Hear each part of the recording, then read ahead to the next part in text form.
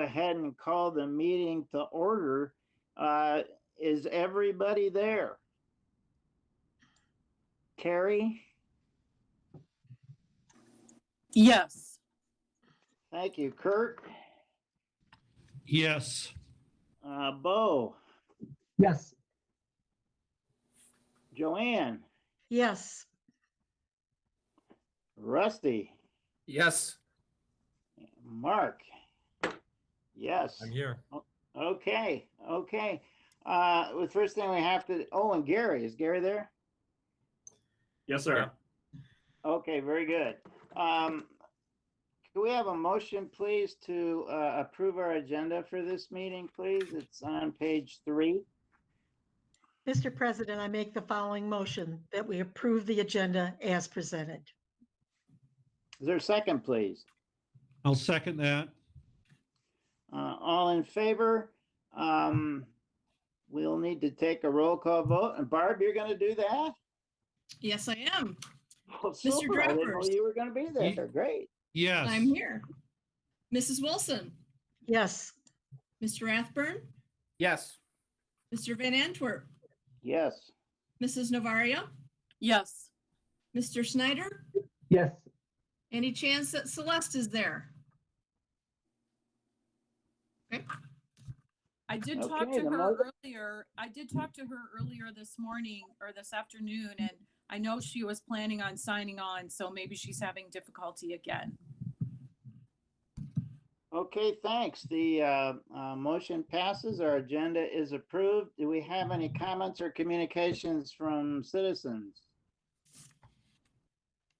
Hearing none. Any comments from board members? All right, well, let's get started with our meeting. We have, yes, Bo? Yes, we have, Randy, nothing from me. okay. Well, we'll get started. We have 7 agenda items this afternoon, and I'll turn the meeting over to our good friend, Gary. Thank you, Randy. It's a pleasure to be with everyone. I remember back when we did this last retreat in February, it was a little different than this. So here we are in a slightly different environment, doing our last policy governance board retreat for the school year. Typically, when we're doing the board retreats, we do have a break in the middle of the retreat. I'm going to propose that even being online as we are here, that we also take a break. So I'm going to watch around 5 o'clock, give or take. I'm going to propose we stop for about 10 minutes, and then we'll reconvene after that 10-minute break. So just letting you know that's built into our time together. Our agenda today, 7 items, and we should be done by 6:15. Having said that, the first item on the agenda is a continuation of discussion we had on ENDS policy 1.1. I'm going to put 1.1 up on my screen right now so you can see what it looks like. I'm using a Word document here to put it on here. So if we do want to do any editing to it, I can do some editing to it. But if you recall, we've been working on ENDS document 1.1 for probably the last 3 years. And when we talk about ENDS 1.1, we've talked about the evolution of adding to it the idea that we're going to talk about performing at or beyond the level of comparable districts. And so we've worked on that over the last 3 years. And the most recent discussion came out of the February board retreat. And just to bring you back up to speed in terms of what we talked about in February, there was a discussion about whether or not we needed to look at ENDS 1.1 with the idea of adding some version of faster to it. In other words, it's not enough to say we're going to be performing at or beyond comparable districts, but if we're going to get there, we may need to move faster than they are. And there was some discussion in February related to, do we need to move faster to get better, or, we're never going to quite get there if we don't move faster than other districts. And so that conversation basically led us to the idea that it'd be referred to the policy committee for review, in which indeed it was. And I will defer to whoever from the policy committee just to make a comment on that. But our item for today is, do we amend or refine 1.1 to include the language for faster? So Randy, I would defer to you or a member of the policy committee to advise on what they had determined related to 1.1. We had a discussion at our policy committee meeting, as you said, and the gist of that was everybody was comfortable maintaining the current language. I think everybody read what was in the minutes of that meeting, but some of the comments that were that we were making gains if we are approaching or exceeding. We weren't sure how fast or links was approaching or exceeding. There was a discussion of this end continues to raise awareness. And in other words, that, there's push in this language that we have. Current language is a stretch. This is a long-term goal by definition. Current language stretches the district and isn't fast or implied. So the upshot of our meeting was we were happy with the language as is.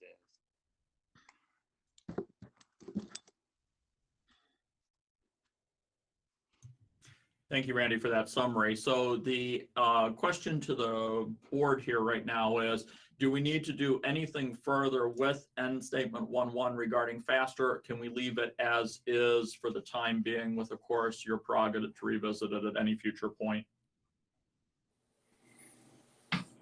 I vote for as is. This is Rusty. I think it's fine. Just considering, I was critical of some stuff back early in the fall or late in the fall, and Mark's interpretation changed a little bit in January, which made more sense. So some of it, I didn't really know if I was having problems with the interpretation or the language, but as Mark's interpretation kind of encompassed more, I felt better about it. Randy, Joanne, will you call on me? Oh, go ahead, Joanne. I'm sorry. That's all right. And I've got my view on Spotlight, which helps me see the handout that Gary's using. But I'm working from the note page of our agenda. And that's more succinct to your minutes. And I wholeheartedly agree. The current language is successful. So I don't know how we would want Gary to go through the agenda note page versus what he's giving us in shorthand information. But that's just what I'm working off of. And it gives just the detail, Randy, that you gave us leading into this. No, Gary just put the policy up, so we all have it in front of us, our current policy.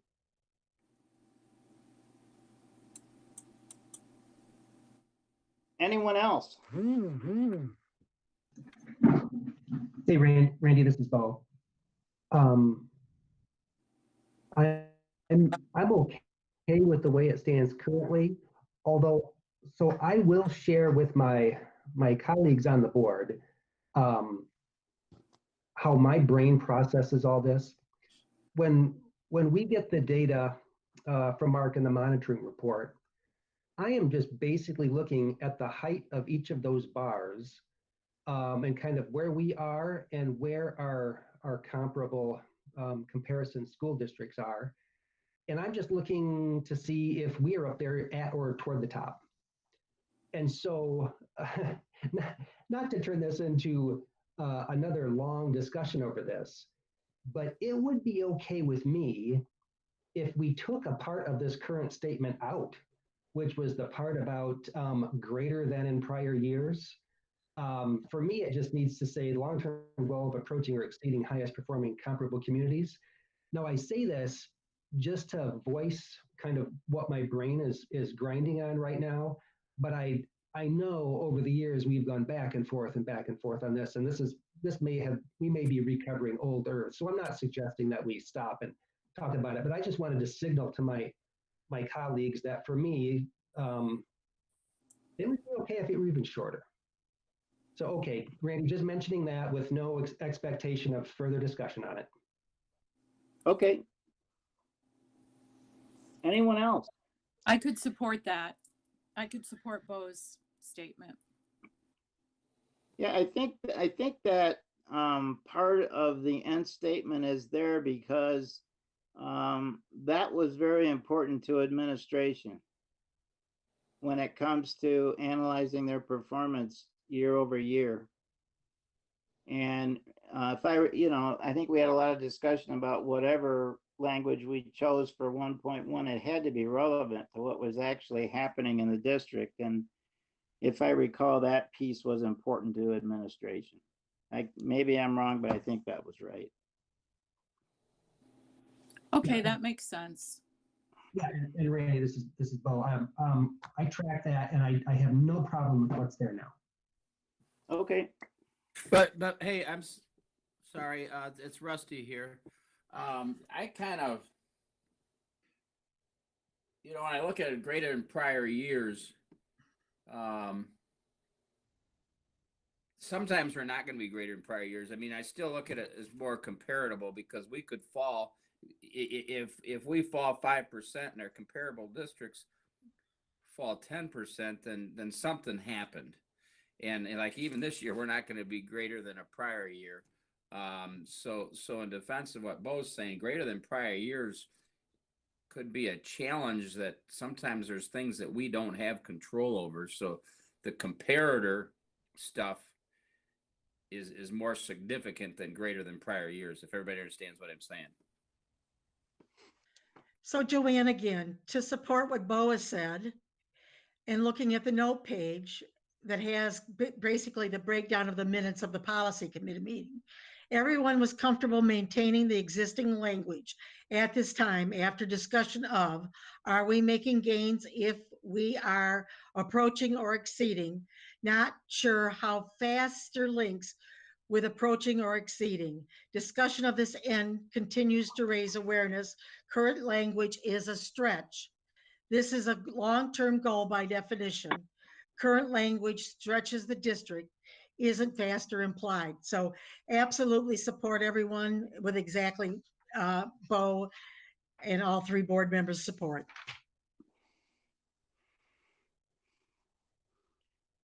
Thanks, Joanne. Gary? In terms of moving forward for today's conversation, I would ask Bo just to clarify for me, please, specifically the language you want to propose that would be removed. Is my understanding it would be the greater than in prior years. Is that correct? Yeah, and Gary, I mean, I'm just throwing this in there for continuous ongoing processing of this, which is, and I think that's good that because this is really important. But right, I mean, if we were to tweak it at some point, it would be just to take the standards greater than in prior years or something similar to that makes it read correctly. Yeah, and I mean, we really have evolved with this. And I mean, one of the things we wanted to do was set expectations high, but we didn't want to punish the administration for understanding that moving the bar on this, it's kind of like moving the Queen Mary. And the data does jump around year to year for just weird, unexplainable reasons sometimes. And so, yeah, I think, Gary, just striking those 5 or 6 words would make it more concise for me. But once again, I'm saying this just to encourage more dialogue on this as we go forward. I'm not saying this with screaming passion that we need to really address this further today. Bo, I would suggest that perhaps you take it back to policy committee if there is consensus among the board members who have spoken, but not everyone has spoken. Excuse me, you're probably on the right track. Having said that, would you be comfortable taking it back to policy committee and just making the refinements you want, bringing it back up? Yeah, I would, Gary, yeah. Does anybody else have any comments related to this statement at this point? No changes proposed today. However, Bo's suggested revision back to policy committee for review and refinement.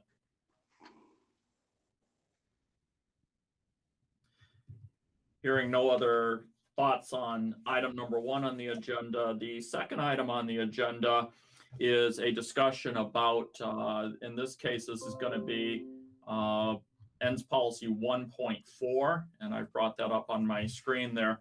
The conversation on this also came from the February policy governance session. And when we talked about it back then, there was some conversation related to what is cultures and the data that we have available from the district to be able to measure cultures and the respect for cultures. And there was some discussion about clarity around what culture is and how broadly we define culture. And then there was some thought about, maybe we need to reword this a little bit to reflect what we're actually measuring, because we're looking at the monitoring reports coming from Mark and we're going, okay, this is what we have data for. What our policy says and what we're having data for, that there was a little bit of a challenge there to close that gap. Having said that, you're going to see on the slide right now, there is the current version of Responsible Citizens 1.4, and then there is the proposed version. The Policy Governance Committee has reviewed such and are recommending that you consider for adoption the proposed language. Obviously, we're not going to take a vote on it during this retreat. It's for discussion only. So I would open the floor to any trustees who wish to have discussion about the proposed language for 1.4 Responsible Citizens.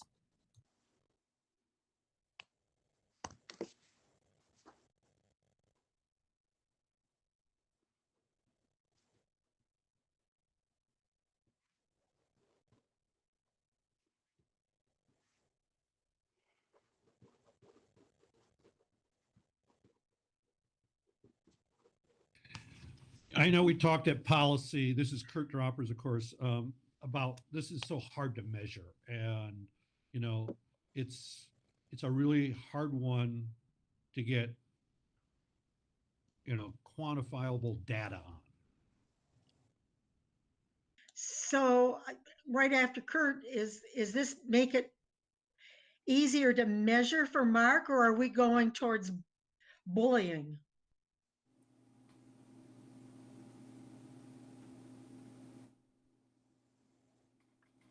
I guess this is Terry. I have a couple questions.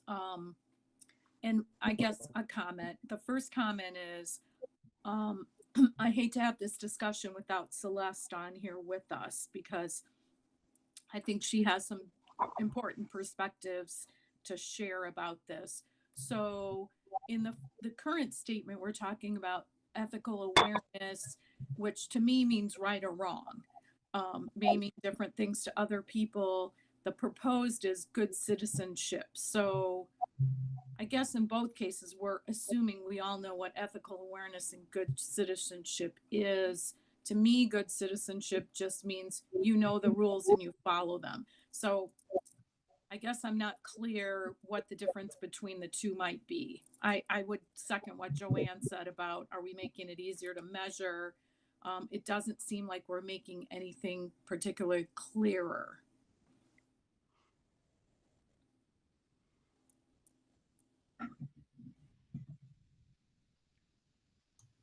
Mark, would you want to speak in terms of administration's interpretation and also to Trustee Wilson's question about does it make it easier to measure?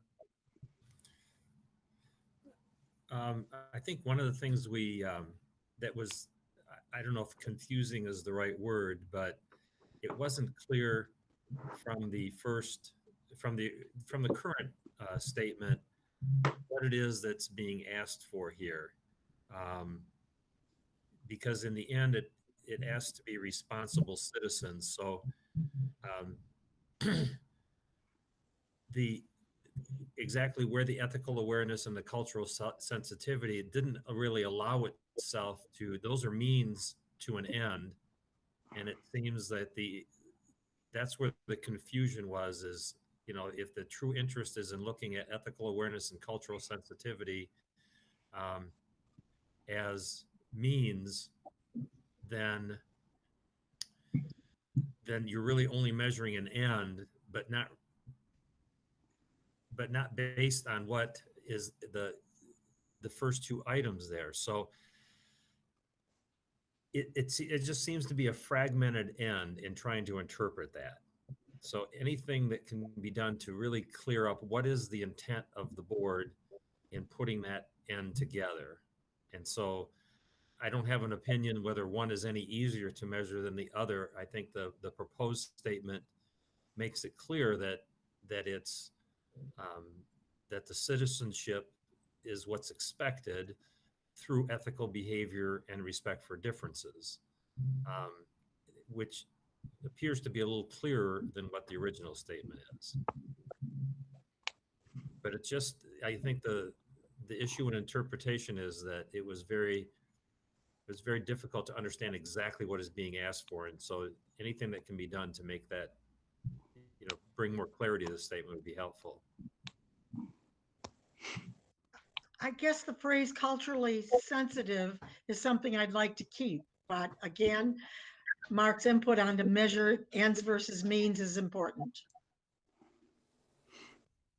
Yeah, I'm not by any means trying to tell you what your end should be, but just pointing out the challenge of that particular end, the way it was written. Mark, this is Rusty. I'm sorry. It's funny. It really is. It's nearly impossible to measure the ends. And so, and essentially you're just giving us a list of means anyways, are you not? When in this monitoring report? We are when it comes to ethical awareness and cultural sensitivity. We present the number of activities that we do as a district and experiences we try to provide, but we're not measuring. There's no ends to measure there, really. You're just given a list of means. We are with regard to those. We do present information on what responsible citizens are through based on our interpretation. And so that's the other behavior. We're not collecting any data on the others. Right.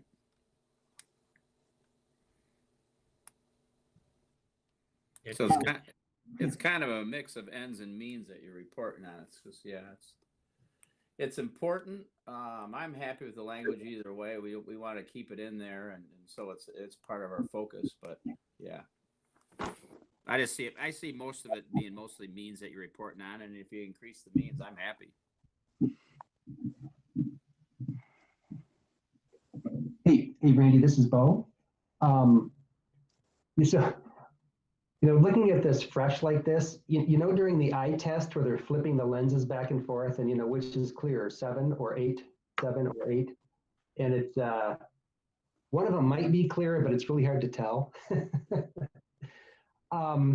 This is kind of what these are. I will tell you that during our policy committee meeting, I thought the one on the bottom was a little more crisp to me, and it was a little more immediate in how it led off with just students demonstrate good citizenship. And Joanne, I really had not picked up that could very well track over to bullying.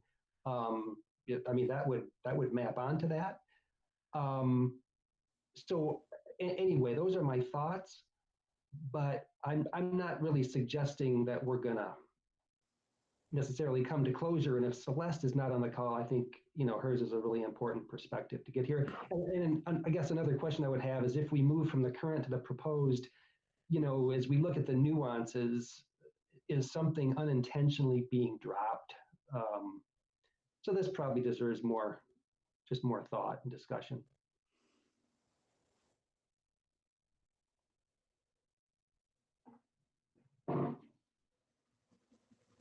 Does anybody else have any comments on the proposed revision to 1.4 responsible citizens?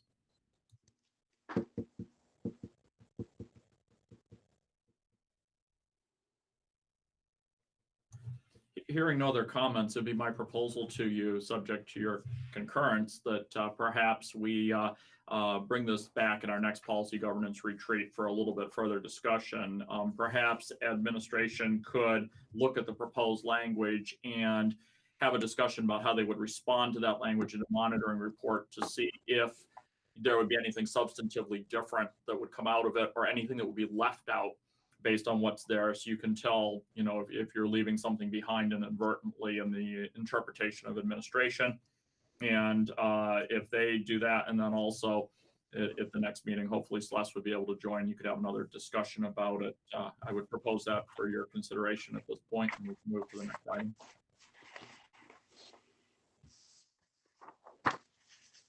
It's fine with me, Gary. So Gary, just for clarification of your statement, as I think the heading on that is responsible citizens. So as we discuss, is that the goal of that particular end, is responsible citizenship? As you're aware, Mark, it was the decision of the board at the February policy governance retreat to put these descriptors or titles over the policies. And the proposed descriptor for this one was responsible citizens. I think it's only been there, if I'm not mistaken, since February. So having said that, I would suggest to you that interpretation of that descriptor, that title, could be something which maybe was inadvertent, and it seemed like a great title at the time, and maybe it does restrict something, but it was, I believe, something that was discussed in February, and I have no suggestion on the interpretation one way or the other in terms of, I think the policy came first, the descriptor came second. Okay, thank you for that. Is there anybody who has a problem with having administration look at the interpretation of the proposed language? And if so, if you would let us know now. Otherwise, I would suggest we bring it back for the next policy retreat. Sorry, next PG retreat.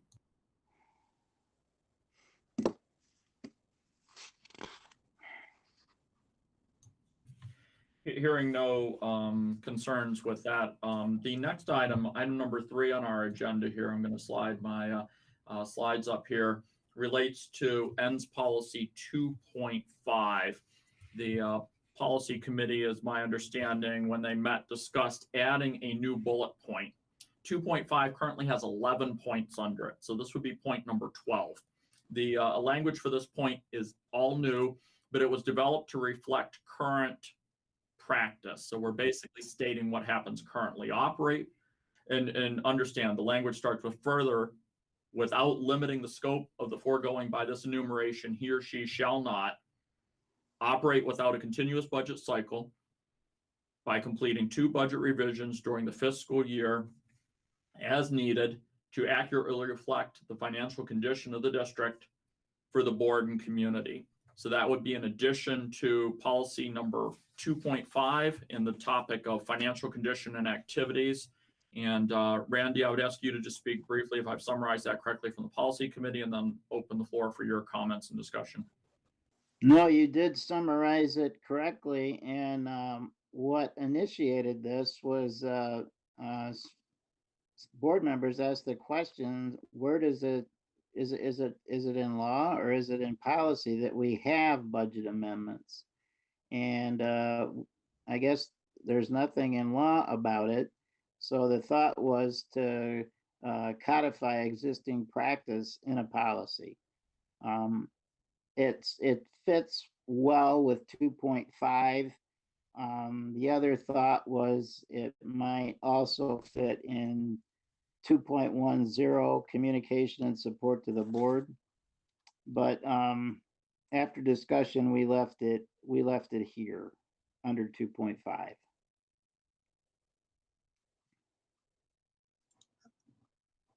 Randy, I think you've done an excellent job, and I support this as written.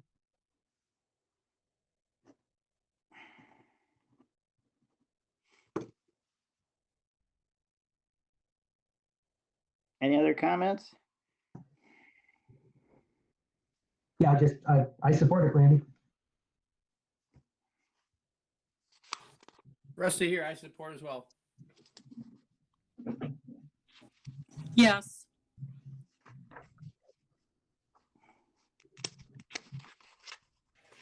If there are no concerns about the proposed language, then I would suggest the next action will be at the appropriate regular meeting session that you adopt that revision to policy 2.5, financial condition and activities, as per our discussion. The next item on the agenda, number 4, is ENDS policy 2.10. This is communication and support of the board. And so again, with the appropriate precursor language, further, without limiting the scope of the foregoing by this enumeration, he or she shall not. We're going to talk about point 10 in the list, and particularly point A.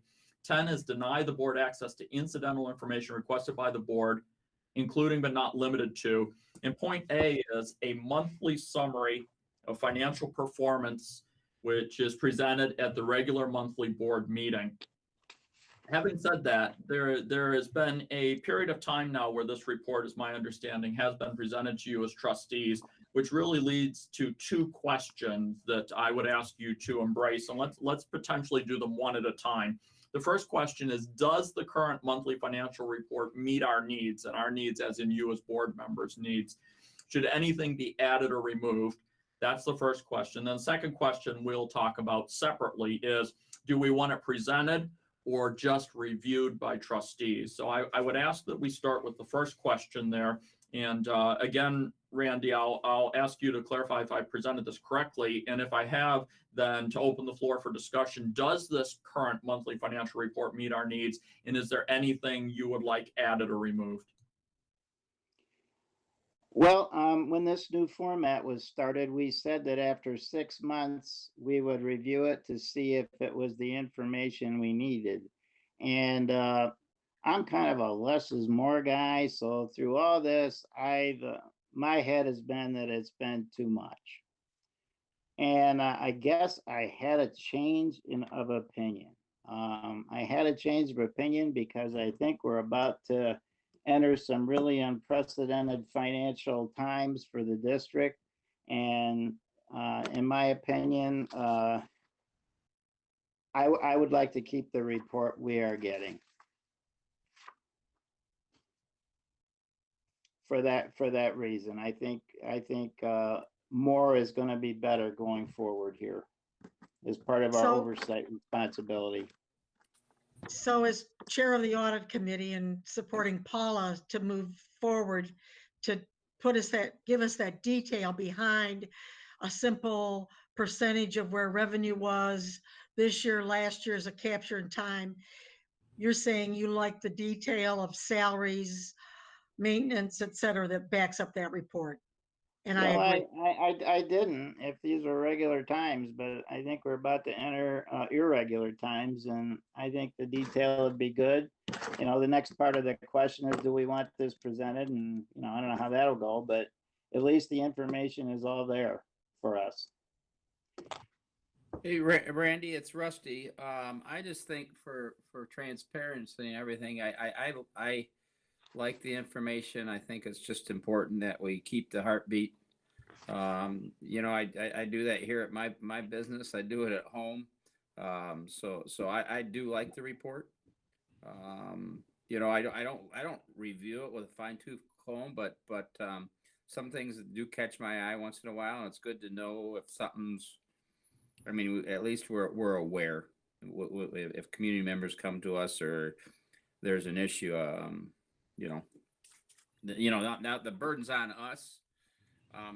If the district doesn't report it, maybe the burden's not on us. But if the district does give it to us, the burden's on the board. If there is a problem. So I like the transparency of it. Yes, sir.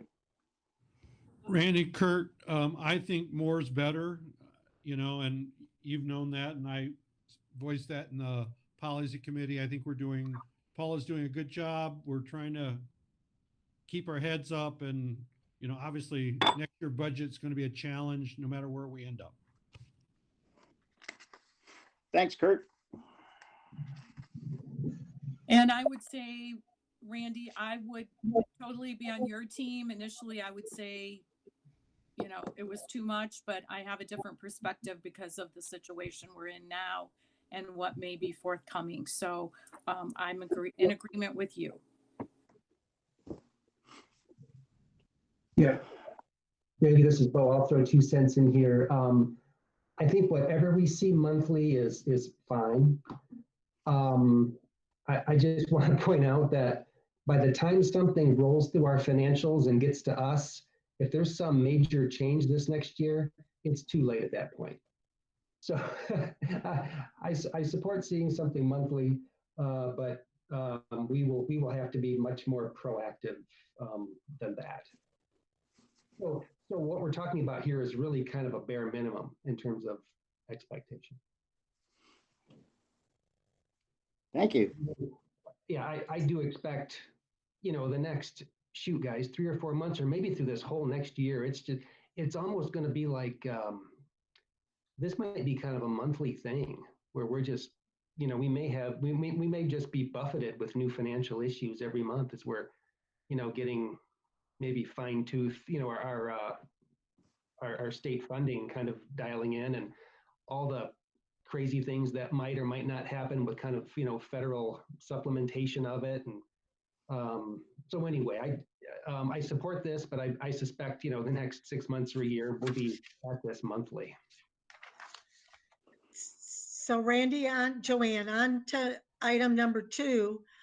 I think it should be reported and presented, and that would reassurance our customers, stakeholders, our employees that our dollars are being funneled into education first. I mean, if they want the detail of the background, we can show that we're really protecting our educational dollars and safety. Okay, so you went to item number 2. Okay. Okay, I guess we're settled on item number 1. We're gonna go with the current report that we've been getting for the past few months going forward, correct? Sounds good. That's correct from Rusty. Yes, Terry. Yes, Joanne. Yes, Kurt. Okay, Gary, I get it back to you. All right, I'm just going to take Joanne's kickoff there and say to the rest of you, what do you think? Joanne says we should continue with a presentation of the financial report. What do the rest of you think? That is question number 2, whether you want it presented by administration or just received for your review. So this is Terry. I will say, before I would have said just present it for review, but now I think it's important that it's presented by Paula. We may continue to have questions as this whole thing evolves. And to me, it's important to have her there to explain things to us that we may not know or understand, and offer the opportunity for us to ask some questions. Well said, Terry, and it gives us that transparency and lets the questions come from Paula, the answers come from Paula, the expert. Thank you.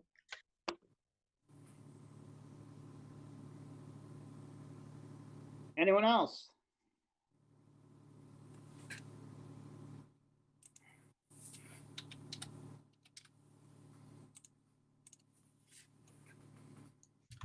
I'll ask the question more directly. Is there anyone who would rather we stop having it presented by admin, or can we continue with the current standard of having the administration present the report?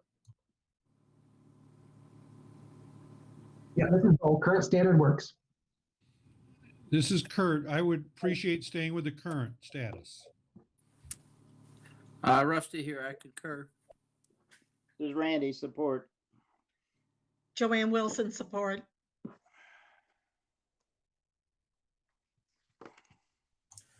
Very good, everyone. Not hearing a passion plea to not have it presented, we will continue with the current report, the answer to question number 1 with the current items as presented, and we will have the monthly financial report presented as it is currently by the administration. And so that is item number 4, and we will move on now to the 5th item on the agenda.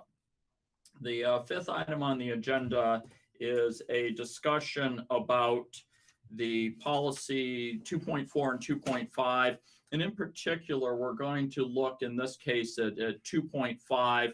The policy here in its scope is a number of different points. The point in question for today's conversation, number 3, this is current language. There is not a proposed alternative at this point. The disclaimer precursor, as it is on almost every policy, is further, without limiting the scope of the foregoing by this enumeration, he or she shall not. And then it says, allow annual unassigned fund balances to fall below 7%.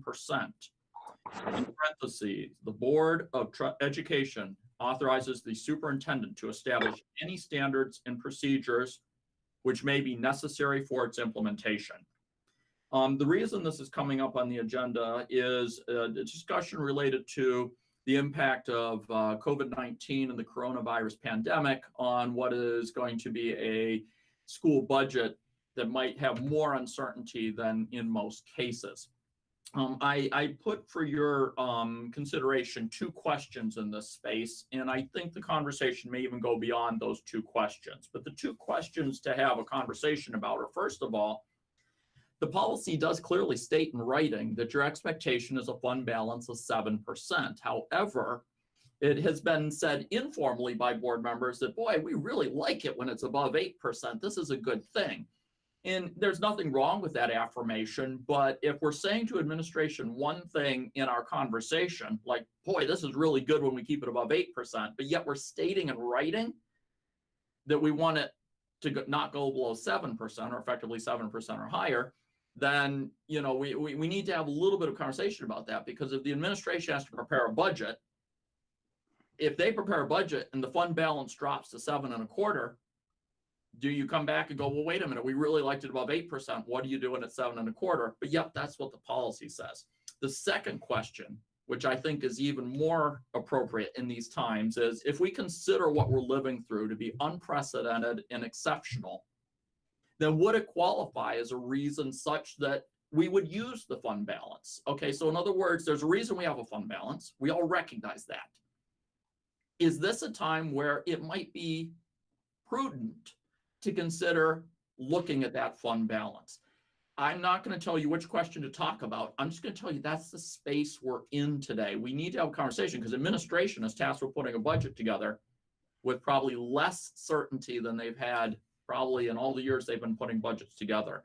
I would defer to first, Mark, did I summarize the budget part of that correctly? And then to all of you for discussion related to the questions that we have on this policy. Yeah, I think you characterized that perfectly, Gary.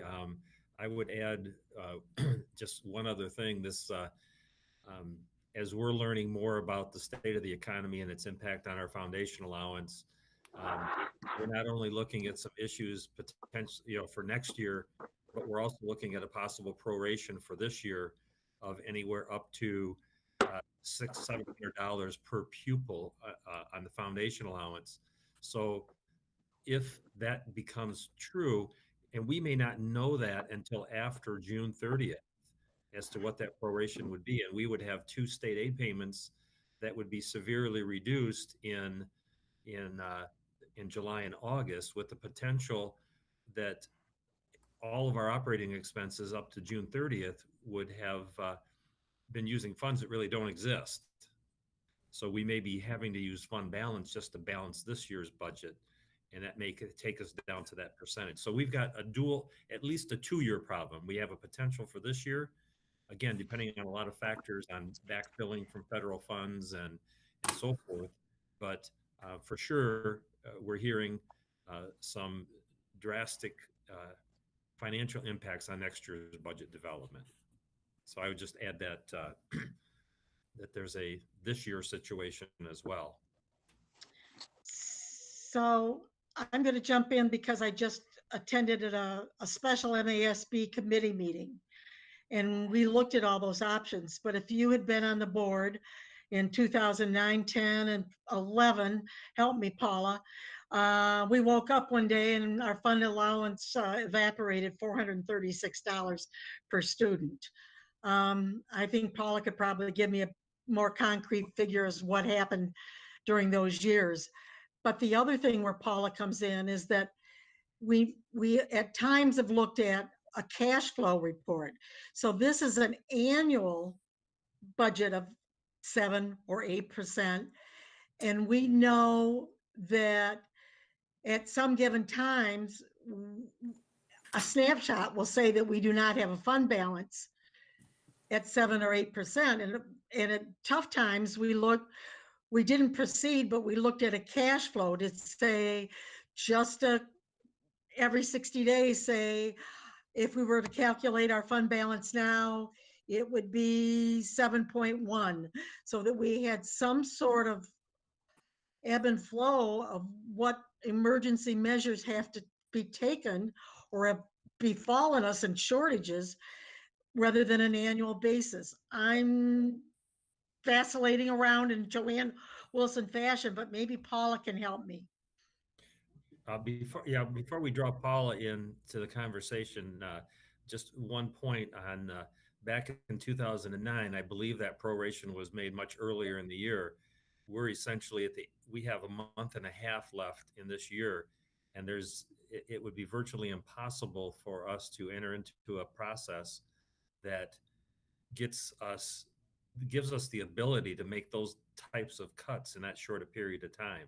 So we may not have any other options besides,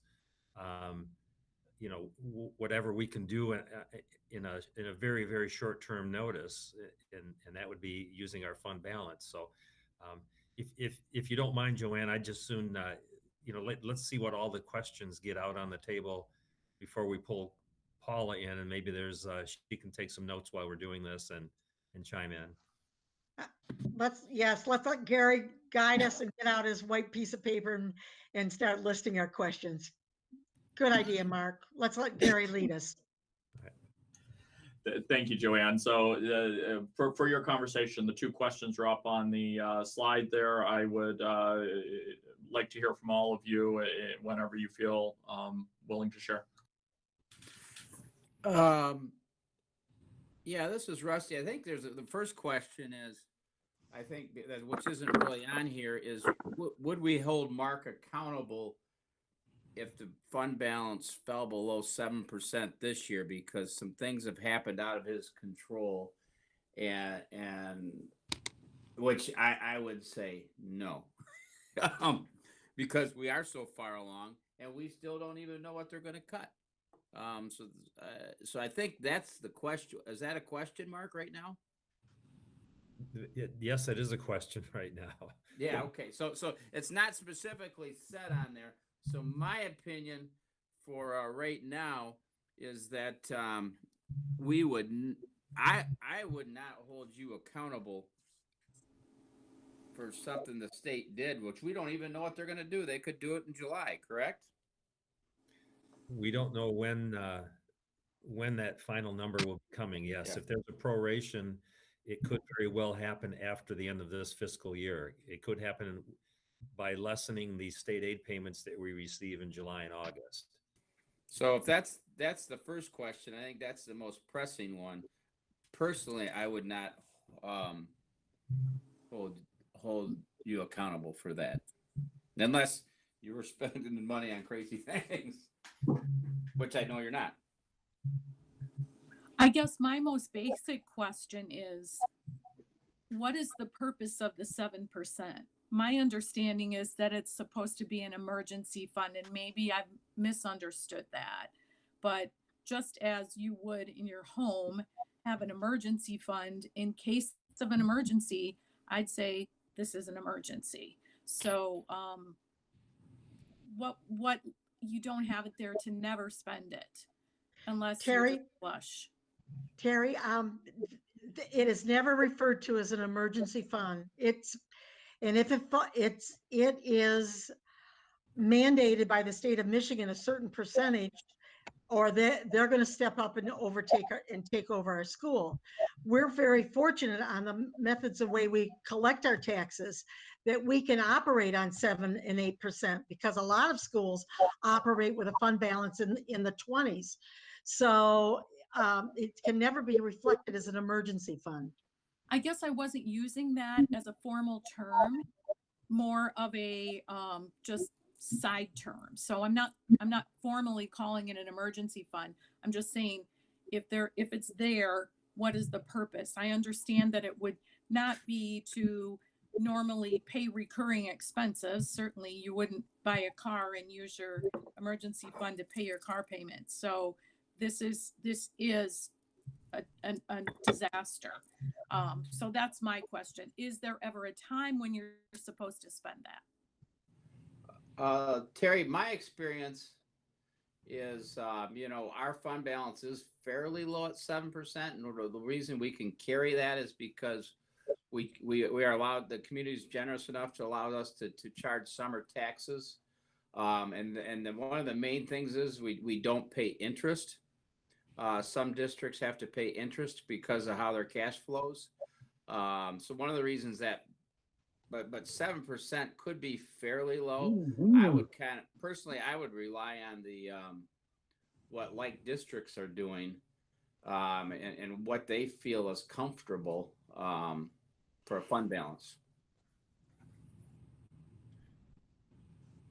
So what I see as the second question as we're moved into that is first of all, are we comfortable Mark falls under that for this school year? I am. All right, now the next question is, are we comfortable, of falling over below 7% moving forward? And that would be something that we would have to have a discussion on. And what does that mean? Well, Rusty, also remember that in 2009, 10, 11, that we actually deferred our accounts payables because our fund balance was so low. So I think we really need some. I'm sorry, I'm speaking over somebody. I'll mute my microphone and allow Randy to call on people.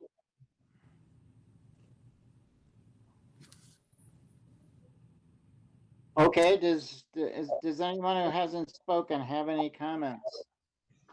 Yes, this is Kurt. Yeah, I think 7's a goal, but goals sometimes are broken, and so, if we go to 3, that's the way it's going to be, hopefully we don't go to negative in the next 18 months, that we're borrowing for cash flow purposes, because that could easily happen if we have to lose $500 per kid for this year and 1,000 or 1,500 for next year.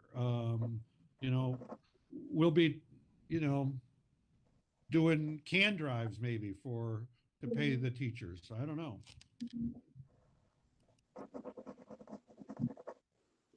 Yeah, Randy, this is Bo. I think in normal times, the 7% is really important, and I'm a real stickler about it. But we're heading into something unprecedented, and so I mean, and I don't I don't know what it should be for the next, I don't know, year or two or whatever. But I mean, I just want to signal that I'm going to have a lot of flexibility, and this is about being pragmatic, and this is about being pragmatic and getting through this. And I think, yeah, as Mark points out, we may get to our year-end financial statement, and there may be nothing that Mark can do right now that prevents us from coming in with a zero fund balance if the state makes certain decisions at the 11th hour and 59th minute on our this year's funding. And I would not have, it would make me uncomfortable, but not with Mark's performance. I mean, we're just gonna have to deal with it. So anyway, I want to signal lots of flexibility on this for the coming year or two. So Randy, maybe the flexibility is that we don't need a monthly statement, but we need some sort of mechanism for Mark to alert us, not until the annual statement comes out, but where he thinks the fund balance is at a certain time, and the dangers of falling below 5% unless the state of Michigan loosens up that requirement. Because as I understand from you and I taking classes, is that when we fall below 5%, we're looking at the state of Michigan taking control. Mark, this is Rusty. How much money does the 7% represent? Hey, Rusty, this is Bo. Can I answer your question? Yes, sir. Well, approximately 8% goes into 100 12 times. So 7% is about 1 month of operating expenses for our school district. So is that $8 million? Well, it's not Fort Knox. It is 1 month's expenses. But my point, so what I'm trying to get at is we're talking about a potential cut for students, and we could be close to 0% before we start our budget year.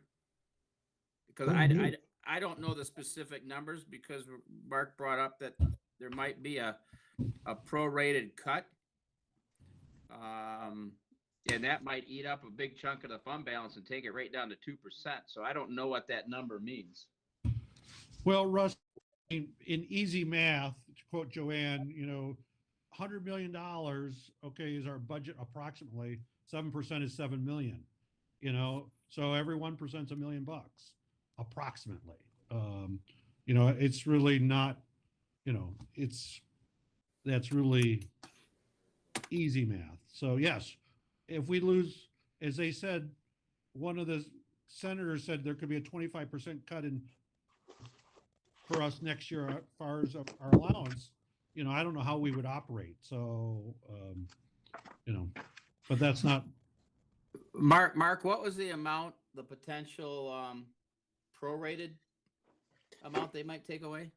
Well, no one knows for certain, but upwards to $700 has been discussed as a potential. And so that's $6 million. Roughly, yes. So we potentially have a fund balance of 10 million, and 6 of it could be taken away before we even start budgeting next year. So I just wanted to bring that in perspective. Rusty, I've got some figures for you. Good old page 14 on our financial. When we were at I got to jump back, but I'll say it was 8.2%, and we were sitting at 8,223,000, which is exactly what Kurt's saying. And again, 1/12, 1 month out of the year, we don't get a foundation allowance. Now take 8,000, help me, Kurt, get out your calculator. Take 8,400 and take 8,500 students and knock down $400 and tell me what that takes away from us. You're on mute, Kurt. Unmute your mic. 3.2 million, 8 times 4, if we lose $400 times 8,000 kids. Yep. So, I mean, probably 3.5 with our rounding 8,600 or whatever we have. So, it's a big number. I mean, so it goes quickly if they do take 4, they take obviously 700. I mean, that's, $6 million, as Rusty said. So then we're from 8 to 2. So on fund balance. I just want to mention that we've got to be real clear in our policy to give administration and Mark some real clear direction in this area. And the first question that was asked here is that the board seems to like a healthy fund balance, around 8% or more. The policy is clear and says 7. So if Mark comes back to us with something at 7, in my mind, Mark is complying with policy. And I think Mark needs to know that and understand that, and not think that if he comes with something that's 7%, that, that's not right. Policy is real clear, and we've got to give clear direction to Mark. The other thing in 2.5, the language is really clear that the board sets that 7% number, and the policy goes on to say that the Board of Education authorizes the superintendent to establish any standards and procedures which may be necessary for its implementation. So, hopefully the fund balance won't fall below 7, but if it does, that's got to be with board approval in my mind. Now, maybe if there's a proration this year, because it's so late in the year, there won't be any chance to do that. But going forward, Mark would have to provide us with a budget that gave us rationalization for doing anything with that 7%. Randy, let me just add one other variable into the mix here.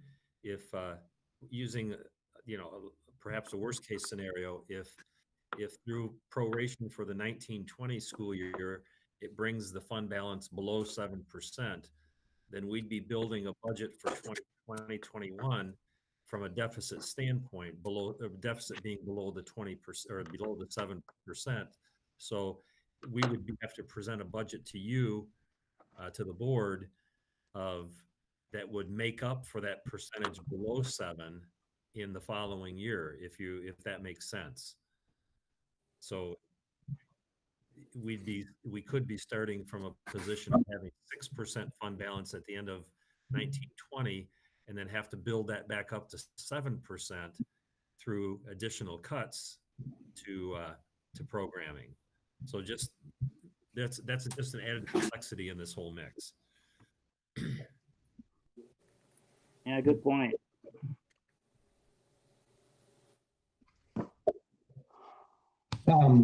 Yeah, Randy, this is Bo. I mean, just trying to take all this in. I think big picture here is that these are unprecedented times, and I'm willing to demonstrate a degree of flexibility. I think it's really hard for us in advance to tell Mark what our revised expectation would be. Is 6 okay? Is 3 okay? I mean, as we've heard in this discussion here the last few minutes, we could find out in June or August that our fund balance has retrospectively fallen to a very low number, way below 7, after the fiscal period ended due to nothing we did. And so what are we going to do then? And I mean, I'm struggling to find a way that we can express our expectations clearly like this in advance. I mean, except I would say that our policy has been 7, not 8. Our policy's 7. That's right. And that's right. I mean, it's 7. So I don't know what we do, but I do think having this conversation is helpful. I mean, and you know, I mean, there are going to be lots of moving parts this next year. And I'm sure one is going to be Mark and his team are going to be having discussions with every labor group we have. And those are big moving parts to this.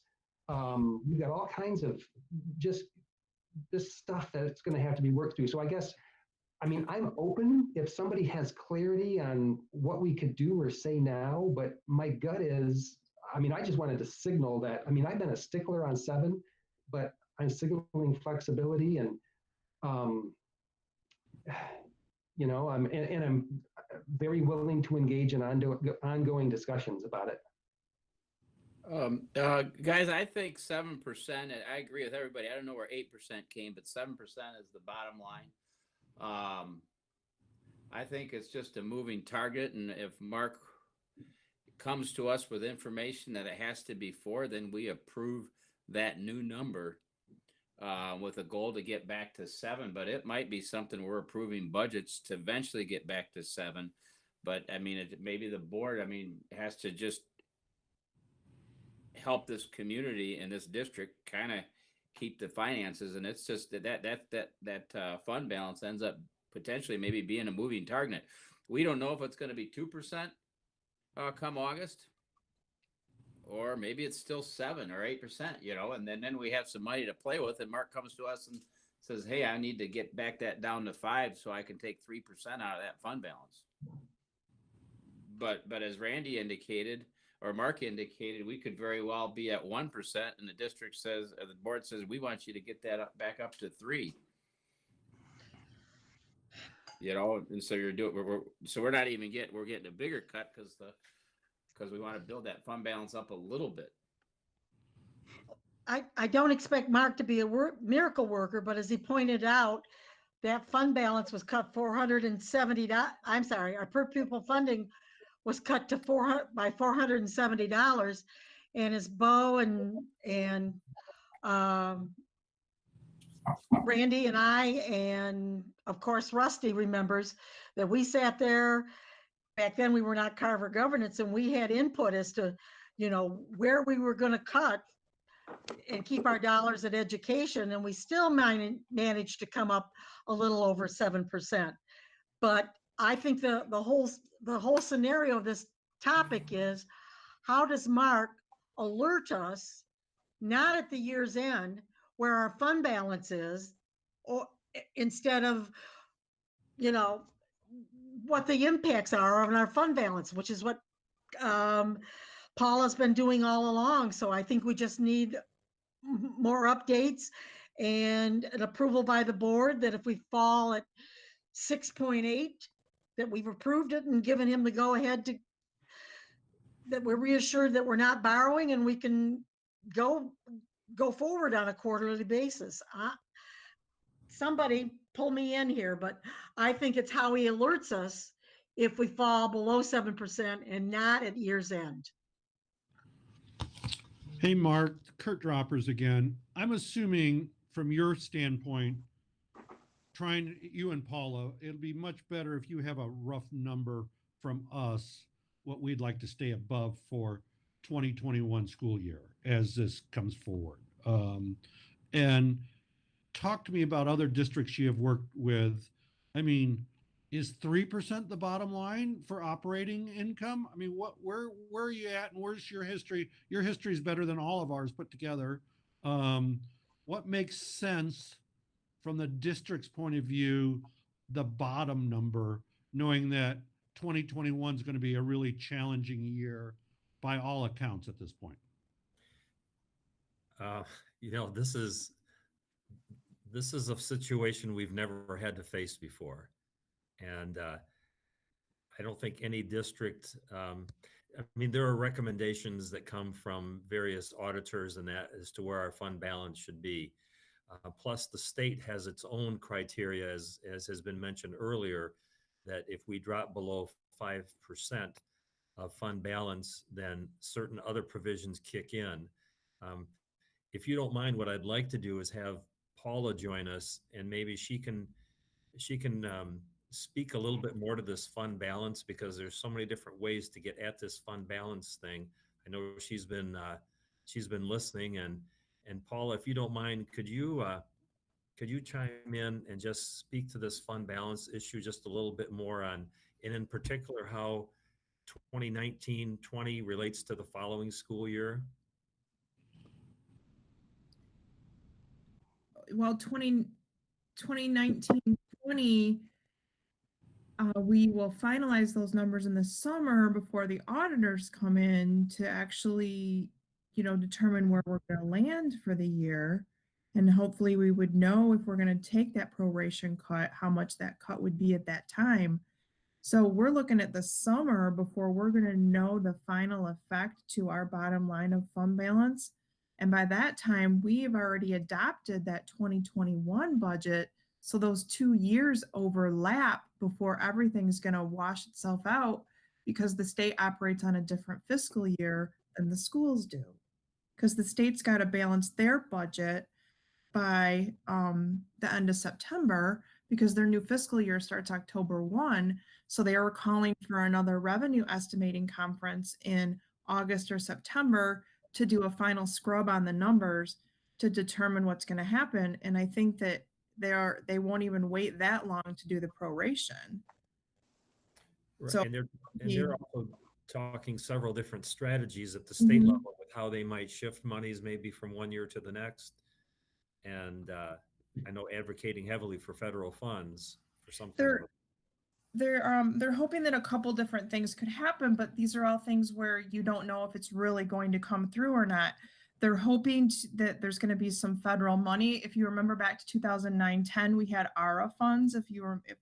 For everybody that was on the board at that time, which pretty much supplemented the amount of the cuts that we did have to take. So they're hoping that there's going to be some federal help passed. They're hoping that the legislators will go in and pass law so that they can use more than 25% of their rainy day fund and free up some of that cash. But with so many unknowns in the hopper, you don't know how everything will shake out just yet. So planning for the worst and hoping for the best. But as we work through this, we just this is I mean, I was in school finance in 2009-10, and this is even a larger impact that's going to hit us right now than what happened back then. It's bigger.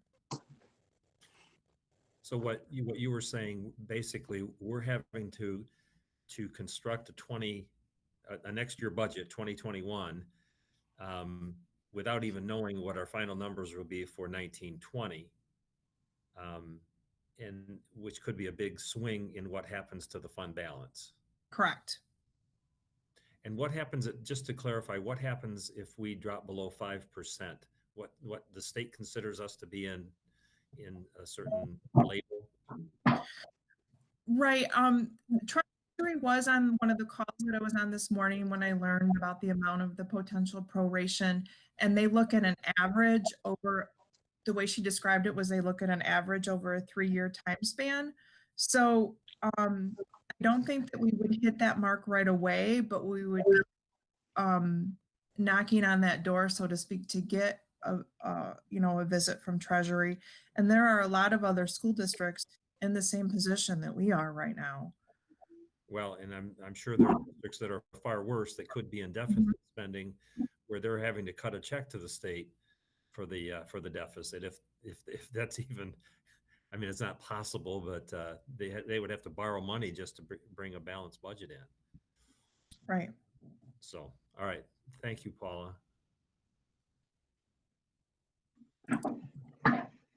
Hey, Randy, this is Bo.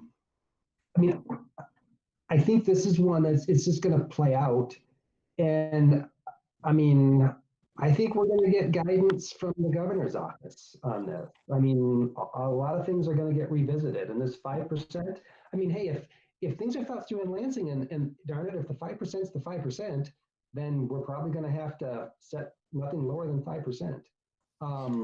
But I mean, who knows? So there's lots of moving parts, and I mean, I just don't know what we do now, except commit ourselves to continuing the conversation. Bo, I think you make a good point. Mark needs to understand that the policy says 7%, not 8% plus, and know that we're okay with that. And he needs to know going forward that the fund balance in policy is 7%, and he's got to try to hit that. And,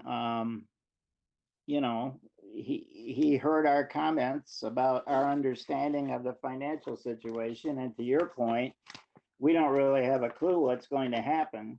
So, the conversation is going to be ongoing. And I think we understand we may need to be flexible, but that for right now, that number is 7%.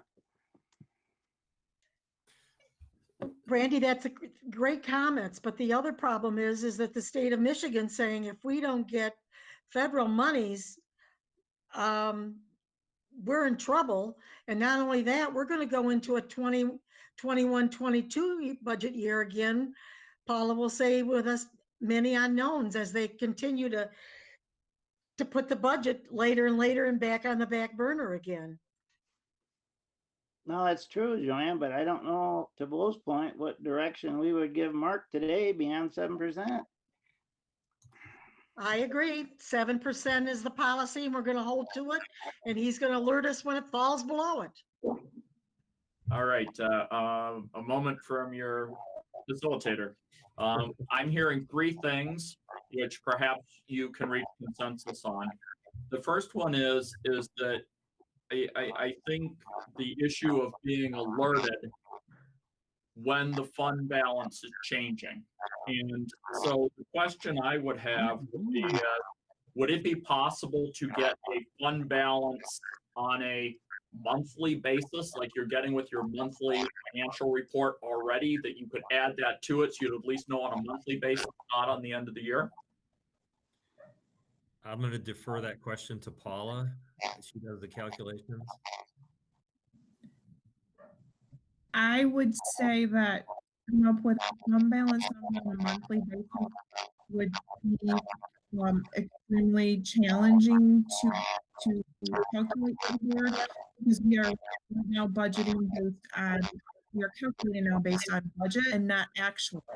And so right now we're using a prediction method based on the budget, and then at year end we can calculate an actual because we know what our actual expenditures and revenues are. I'm going to jump in again, Paula.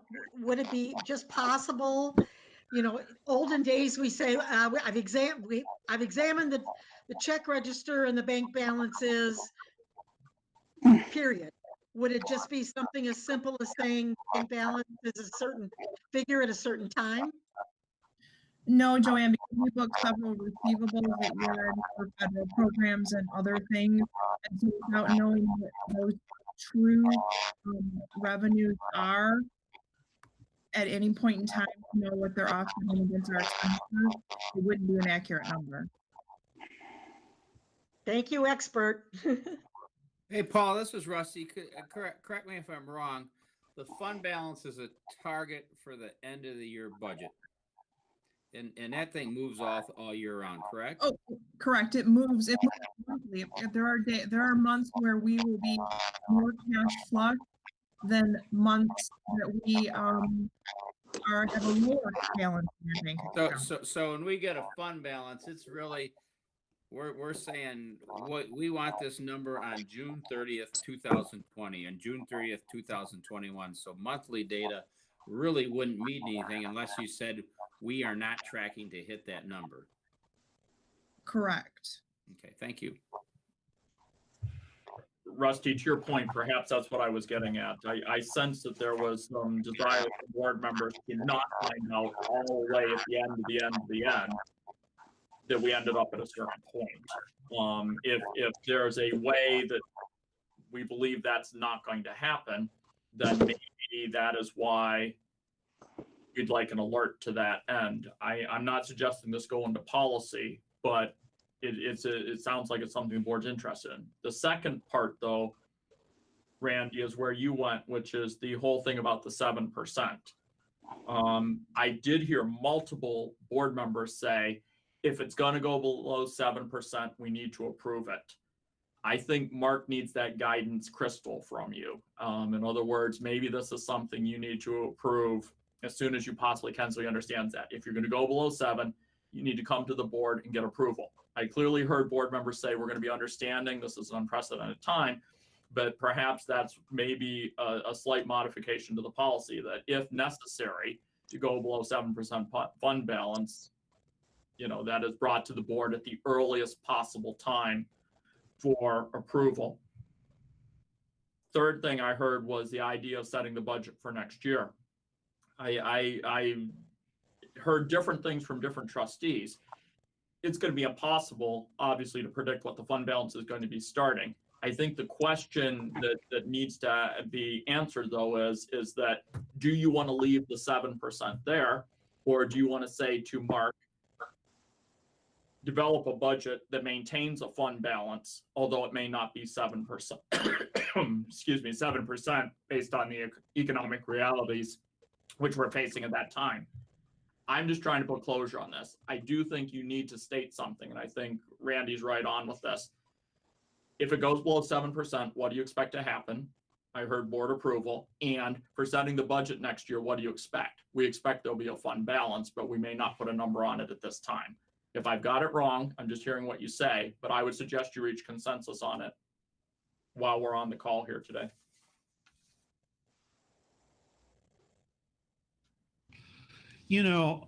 I don't know if he can do that just because he's not going to know his allotment for his per student at this point.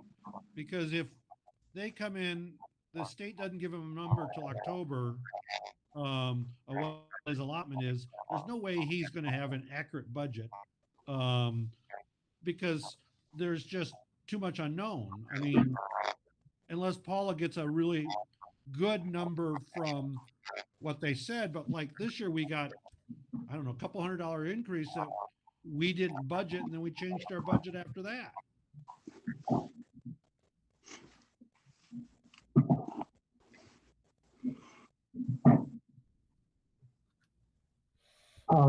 Hey, so this is Bo. Maybe I'm restating what I've heard here, but I think our policy 7%, I think we ought to leave it there, because I don't know what else we'd propose right now, but I think it's also important that we signal to Mark flexibility as we kind of work our way through this. And I guess this is a slight tangent, but it relates to her earlier discussion. I mean, my gut is we're going to have to amend our budget more than twice this year, in this coming year. And my guess is we're probably going to want to do an autumn amendment cycle. So anyway, just throwing that out there.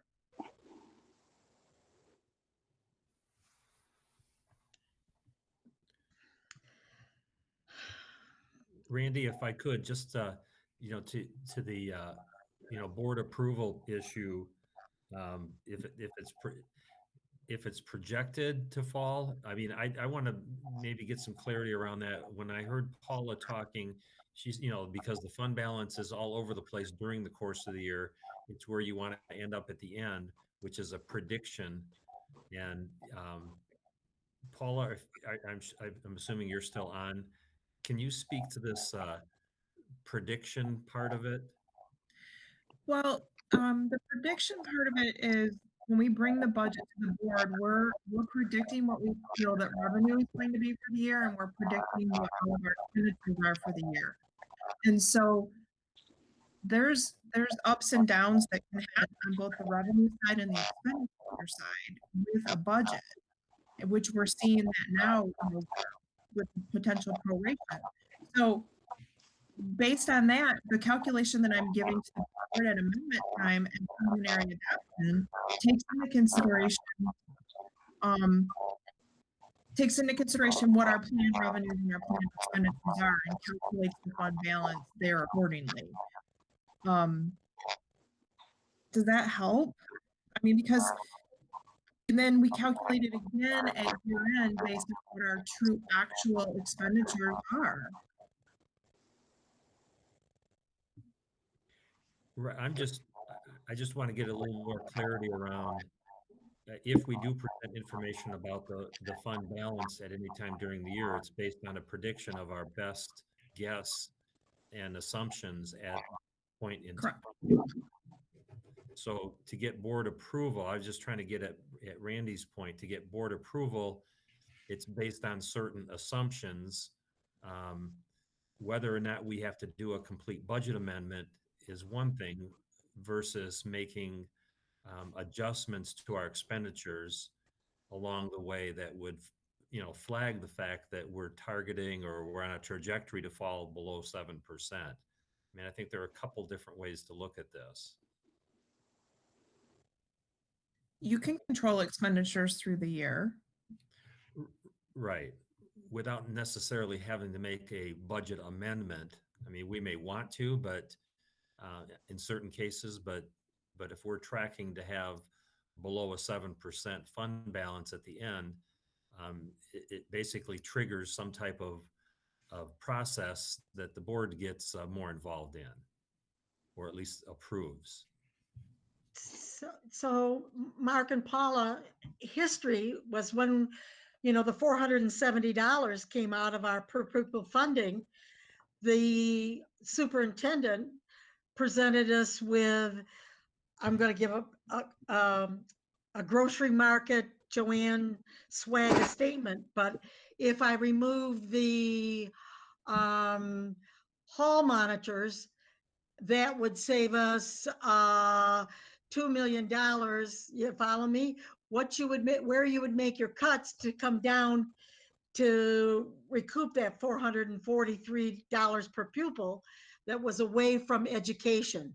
So another poor example would be that no overtime for maintenance or delaying buses. So where we could cut from away from the classroom and how it would bring down that per pupil funding that was taken away from us on a per line item basis.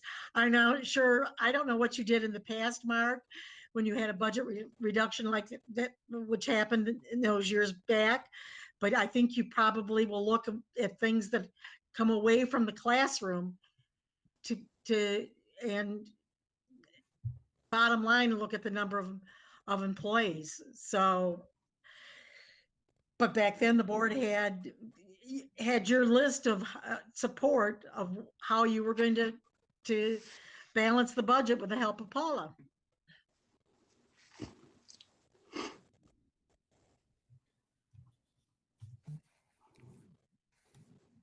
I wouldn't envision us going through that again, Joanne. I mean, that was clearly means. And I think the board was in a different place then. It was. I think our ends are very clear that number one is student achievement, and I think administration knows the priorities. Yeah. So Randy, can we call the question and leave the fund balance at 7% and somehow in this extreme situation that for this school year budget, we're going to ask for a quarterly anticipated year fund balance versus monthly? Is there some way that we can, I can't see waning until leaving it annual in this unknown situation. Well, based on practice with Mark and administration, you know, they don't hide anything from us. As soon as they know something, they bring it to us.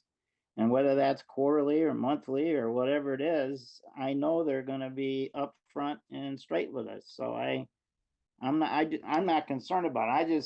I just want to reiterate the importance of 7%. And you know, Mark understands that we understand this is going to be a difficult year or two, and there may need to be some flexibility there. But as of today, right now, it's 7. And to Mark's point, if you know we're planning the budget for next year, you know, and if fund balance is below 7, there would be a plan to get it back there, up to 7. And if that's not possible, I'm sure Mark will provide us with rationale and justification for what we might need to do. Perfectly said, Randy. I support you. And just for Rusty's information, I looked at KPS, approximately 143 million. Their fund balance is 12 million 6, which is about 8.8%. If I could just add one other thing is, as we bring the 2021 budget to the board, typically at the first meeting in June, we prepare all of the resolutions for all of the budgets to have ready so you can see what we're doing. That's going to be a real challenge for us this year in regards, in particular, to the general fund.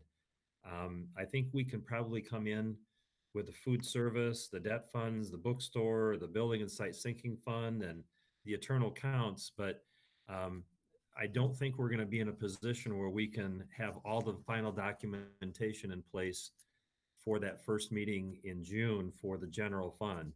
You know, we're still waiting for a House budget. We're still waiting for a Senate budget. As has been discussed thoroughly, the 1920 revenues are still unknown.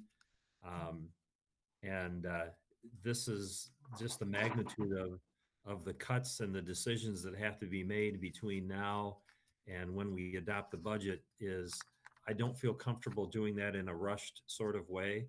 So I guess it's asking for a little leniency in advance of the work session in June, that we may not have the level of detail that you're accustomed to getting just because of all of the unknown assumptions.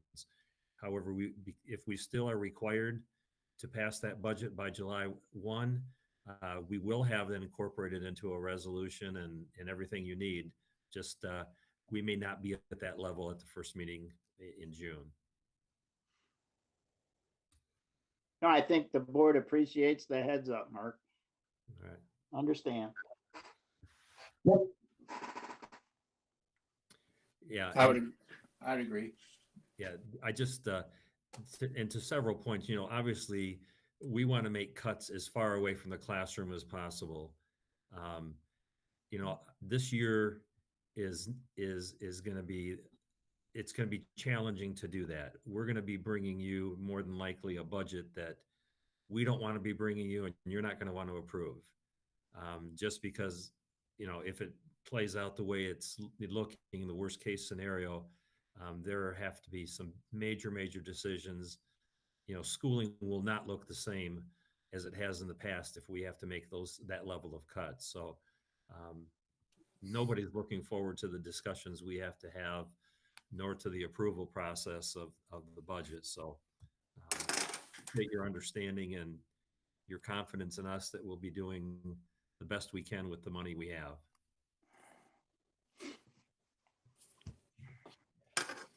Okay, so to move off of this point then, discussion topic number one, if it falls under 7%, are we comfortable with that? Yes, the board has said that if, especially the state of Michigan makes a prorated adjustment, that we understand that that's unpredictable and that that is something that, we can't do anything about at this point. For question number two, the policy is the policy. The policy is not going to change. We're holding a fund balance at 7%. That being the case, then that means he is setting a budget for next year to maintain a 7% fund balance. And to question 2.2, since I didn't renumber it there, I apologize. If the current situation is considered unprecedented and exceptional, we're basically saying at this point, no, we're asking him to budget it up at 7%, and you can decide if you want to come down off of that, given the nature of the budget that he has prepared for you. If I summarize that correctly?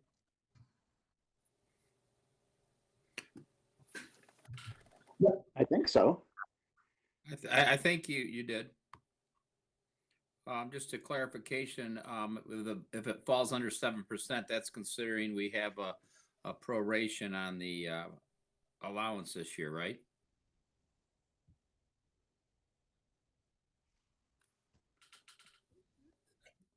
I'm not sure I understand your question if that's directed at me. I'm sorry, Mark. So if it falls under 7%, that's strictly if we have a proration on the foundation allowance for this year. The budget we have right now assumes the revenues that were, projected at the beginning. So yes, if we get the revenues that we're supposed to get, then we will be above 7%. Right. And the only way we're comfortable with you falling under 7% is if they're to pull the rug out from under you this year. That wasn't a question, right? Yeah, I wanted a clarification from what. No, that's correct, Rusty. Yeah. Okay. I'm going to jump back in, Rusty. And so again, my MASB meeting last week, what happens if, and there's a committee set up for safe and orderly return to school. There's already a backup committee that Governor Whitmer announced, MASB announced it 2 weeks ago. But the unknown is not only the foundation allowance, but how many parents are going to be willing to send their children to school if we're going to have a decrease in money, and if indeed our return to school is going to be smaller classrooms, 6 feet apart, social distancing, Monday, Wednesday, Friday, split sessions. We could get the same foundation allowance, but our expenses could skyrocket by simply the limitation of number of students per classroom. So there's too many unknowns right now if we're going to even be online learning in end of August. So I have to be more than the foundation allowance.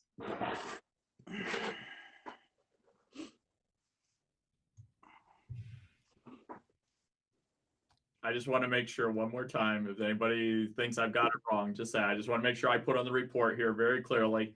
If it goes under 7%, as Rusty clarified, due to a proration of the allowance, we're comfortable with that. 2, it's going to remain 7%. It is 7% in writing. The budget will be set for next year to maintain a 7% fund balance. And this current situation, although unprecedented and exceptional, we have not suggested that anything be done differently. And once you see the budget, you may decide to accept a different number related to the fund balance based on what you see at that point.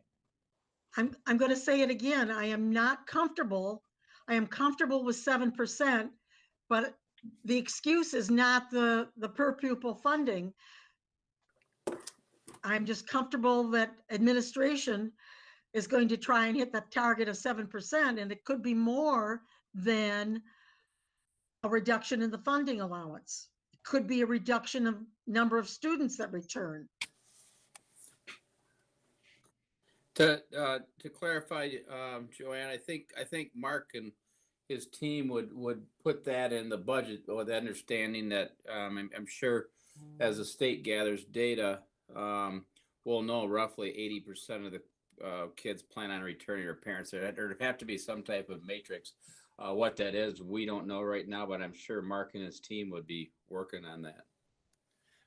Well, I think what Joanne is pointing out that there are several variables that contribute to revenues. One of them is the foundation allowance, and the second big one is our enrollment.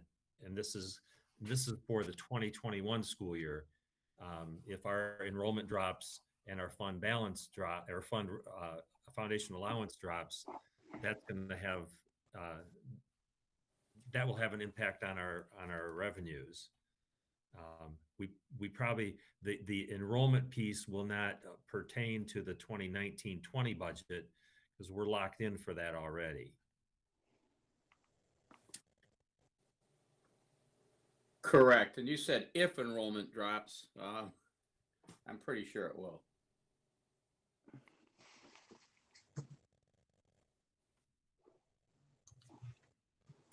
Back when we started this meeting about an hour and 35 minutes ago, I suggested that we might take a break at 5 o'clock. I will entertain the wishes of the group. We have 2 items left on the agenda. We have number 6 and number 7. I believe number 6 is a relatively short conversation, Bo, if I'm not mistaken. Number 7 shouldn't necessarily be that long either.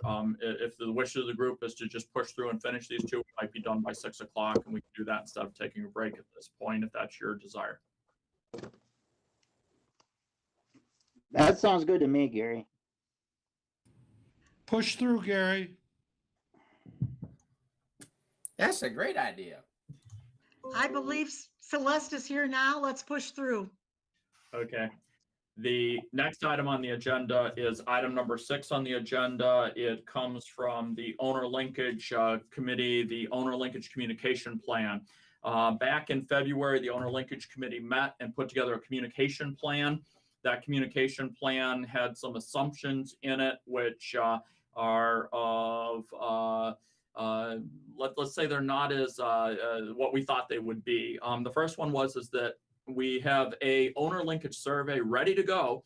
However, we thought we would do it in May, and clearly doing it in May now doesn't make a lot of sense, given 1, the environment we're in right now, and 2, what just happened with the elementary school survey, the survey we just did. While we had a good response, I think it's inappropriate to put the survey out. Having said that, Bo, I'm going to turn it over to you. You can see the plan there says the survey is originally going to be conducted in May. And so if the survey isn't going to be in May, we can move it around. The second question, I think, Bo, that we were going to talk about is, do we want to suspend the plan, or do we want to try to keep executing on it? Gary, hey, before I start talking, how do I sound? My sound coming through? Mm-hmm. Okay. Well, yeah, so I don't have much to say about this plan, except to say that I don't want it to go to seed.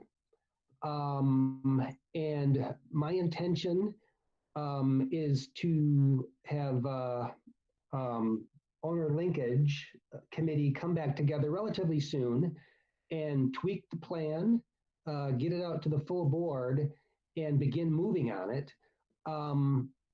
I say this with a couple of caveats. Number one, I mean, Mark, I want to make sure, I mean, we'll need help, I'm assuming, from, you and Michelle to help us on this, and just want to make sure that you have the bandwidth to help us. And that's one just concern. And then the other thing in my mind, and I want to just talk to owner linkage about it. I just think that given where we are in this strange time, I think perhaps we may want to insert 1 or 2 different things on our schedule here.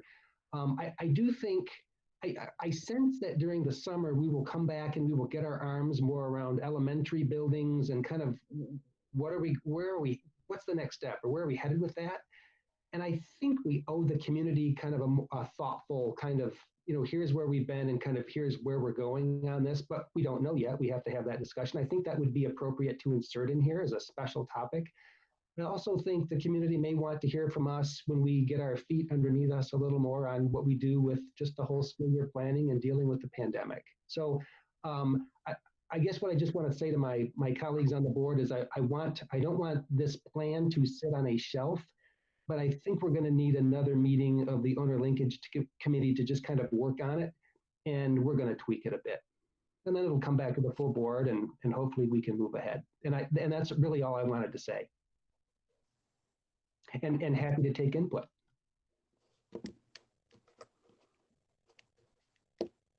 Bo, since you invoked my name, I'll just chime in. I mean, we sounds like one of the debates that I've listened to. You know, I think when we went into our shutdown mode there in April or March, I guess it was, that kind of this came off of our radar on this end statement 1.1, the first report in April, and then obviously we made some adjustments to not do the survey in May. We can easily pick back up as early as June or July and go back to the April blurb, or possibly start with the June blurb in the Portage in the insert. So those are still possibilities. You know, what Michelle and I had talked about was devoting just a small part of the Portager, so it's not an elaborate communication piece that we put in there, but we definitely are not intending for it to drop off of our radar, and we have the capacity, at least this year, to do that. Mark, thanks. That's good to hear. And it's not like this thing, well, given what's happened the last 2 months, yeah, it was best to have you and everybody focused on other things. So appreciate the comment. Yeah, I'm sorry. And just to clarify, our June issue is already going to print, so the earliest we could do it would be July. So apologize if I misled you on that one. Yeah, and I guess I just want to say to you and Terry and Joanne, I think we should huddle as a committee, and maybe it's just a half hour, 45-minute meeting, and just kind of get our brains wrapped around this and just get the dust swept off it, maybe make a few tweaks, and then move ahead. Bo, I just feel like right now people have a lot more things on their mind regarding school than this stuff that's extremely important, but they're not too worried about us explaining end statement 1.1 and highlighting the data. They're more worried about what school is going to look like in the fall and how are we going to mitigate some things, and all those things we don't have answers to for sure. But I'm not sure any of this is going to get the bang for the buck that we really want at this juncture. So, Terry, what I would ask you to do is to think about that, hold those thoughts, and then let's us come together as a committee and see what we think. Sounds good. Yeah.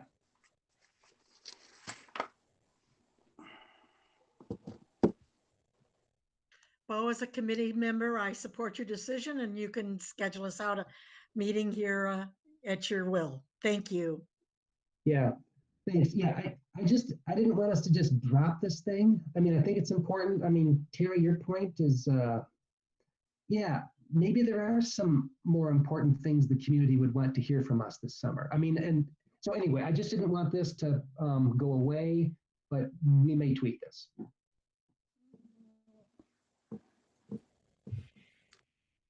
Very good. If there's no other conversation on the communication plan, the next action item for that will be return to the owner linkage committee for refine, update, revise as appropriate. The final item on the agenda, number 7, is the school board candidate guide. This was something that has been discussed previously at policy governance board retreats. In our preparation for a previous retreat, I had provided some materials that could be helpful for preparing such, and I know Joanne took the lead on putting something together here, so I will defer to either Joanne or Randy for the discussion here. I think our objective here is, does anybody have any comments or thoughts or concerns about this document? So either Joanne or Randy, if you want to take it over. I'm going to turn it over to Randy because he's done the lion's share of this, but Randy, this is an excellent document. This is something we've used in the past where we've asked people that are considering running as a candidate to give them an appointment with maybe 3 or 4 board members sitting around a round table. The only, and you've done a great job of referring them to policies. I don't know how to stress that we're a policy governance board and how you're looking for, I always, I can give you a little example, but we represent all schools, all students, and we have one employee, which is the superintendent. So the document is great. The referrals are there. I don't know how you'll post it on the website.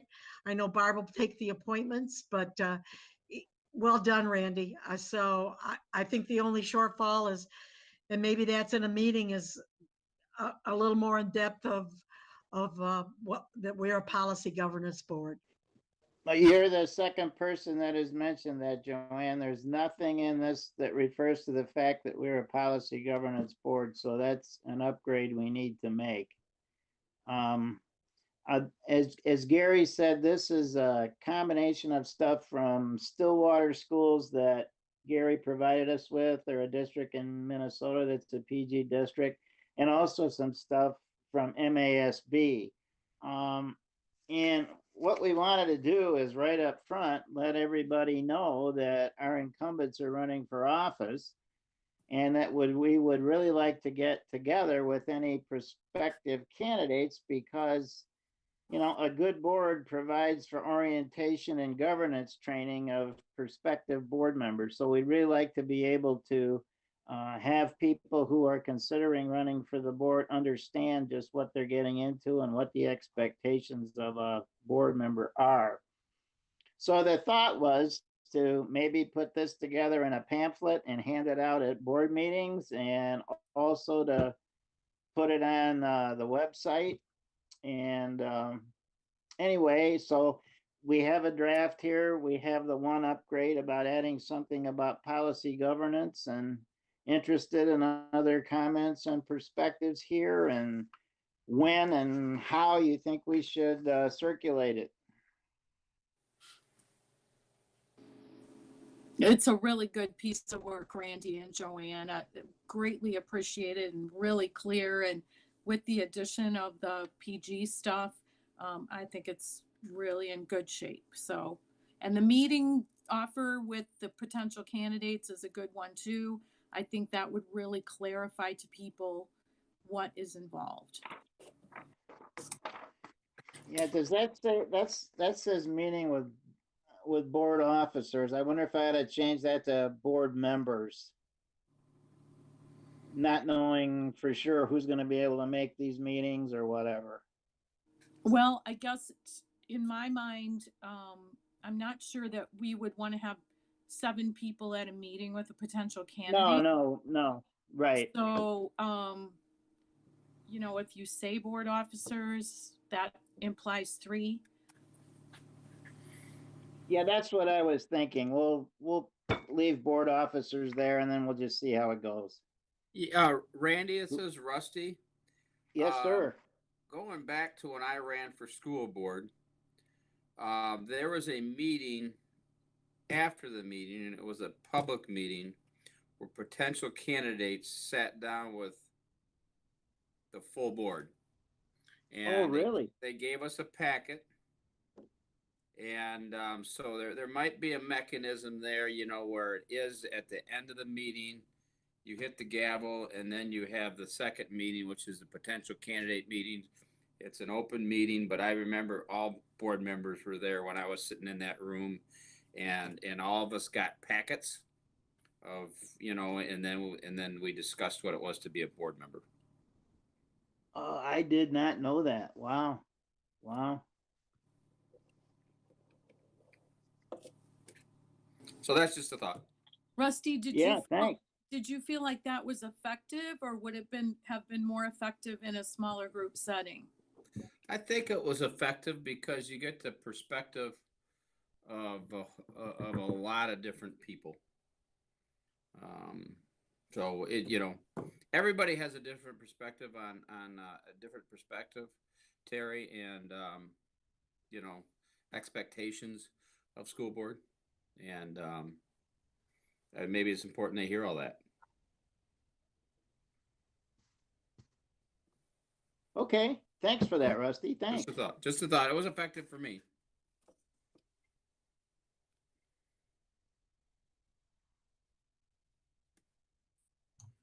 Are there any other questions or comments regarding the candidate guide?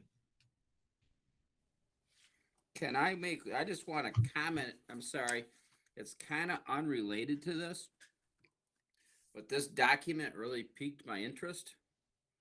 And I think, Randy, you indicated it came from a couple districts. And in the role of the board, yeah? Stillwater Public Schools and MASC stuff. Okay. In the vision, it says the board with community input. And it says envisions educational future for the community. And then under accountability, it says the board is accountable to the community. And then under advocacy, it says the board advances its vision by focusing on student achievement and partnering with the community. It focuses on community-wide concerns and values. And I would really love to have a retreat where how we embrace community beyond owners linkage. Because when I really look at our school district, I mean, we got our student funding, but the community gives us a lot. And that survey we did said to me that we're missing something. We're not connecting somehow. So when I'm reading this and I saw it full of community, I thought maybe we need to be thinking about that a little bit more and have community on our radar and what that means. So unrelated to what this document is, but I really like all that stuff in there. Yeah. So just my thoughts. No, that's a good point. When I was reading some of this stuff from Stillwater, I was thinking that some of this stuff in our case is aspirational, you know, we really aren't doing some of it. Yeah. Yeah, good point. Thanks. I mean, it's just something we could work on. We talk about student achievement and that, but we're really, you know, and we have our comparator districts, but, you know, every community is different. And bottom line is we want every child to be successful, but we want to be meeting our community needs. And this community has been very generous, and we hope they continue to be generous. But yeah, thank you. Yep, thank you. Anyone else?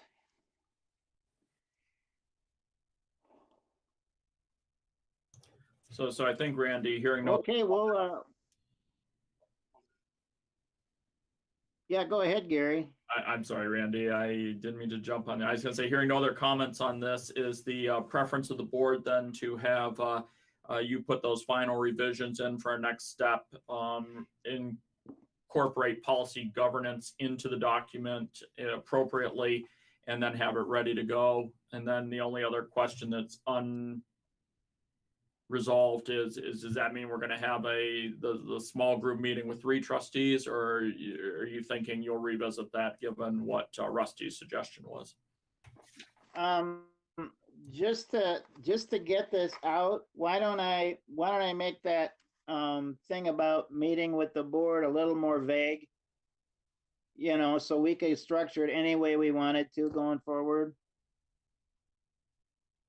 and not just come right out and say it's going to be a meeting with the board officers. I'll just say a meeting with board members, and we'll just see where that goes, see what we can put together.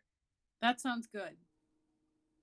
And, you know, it may also be dependent on how many calls Barb gets.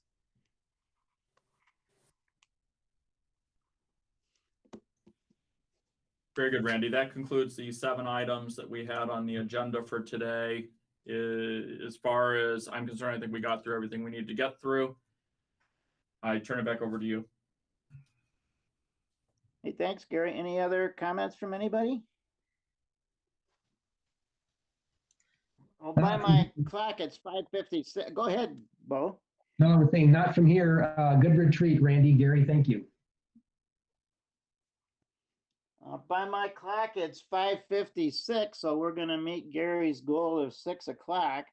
And I'm hoping we can set a world record for our 6:30 meeting too, in terms of time. So just a challenge I wanted to throw out there. Thank you all for your time, and I guess we are adjourned. See you at 6:30. Thanks.